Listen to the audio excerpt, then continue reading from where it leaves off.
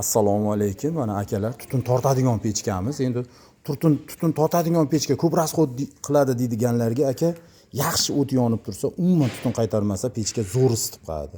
Tutab yongan pechkani isitish qiyin bo'ladi. Mana qarab turing, mana tortyapti, mana ko'rinayotgan bo'lsa. Pastga tortyapti. Endi kulida ko'rsatamiz. Mana ko'rdingizmi, tutunni qanaqa tortib ketyapti pechga. Mana zo'r tortyapti. Endi bu qanaqa holatda tortyapti deganlarga. Mana pechkamiz. Pechkani kanniyi pastga tushyapti, 1 metrga yaqin, tepaga chiqib ketyapti. Hech qanaqa tortuvchi moslama qo'yilmagan, o'zini holati mana. Zo'r tortadigan pechkani isitishi ham zo'r bo'ladi, chunki nimagaki u tutamaydi-da, issiqni zo'r beradi. Shunga ozgina o'tinga katta ob'yomlarda isitadi. Mana shu pechkamiz aka, tortishi ham, isitishi ham zo'r. Katta 10 metrli ayvonlarga qo'ysalar ham isitadi.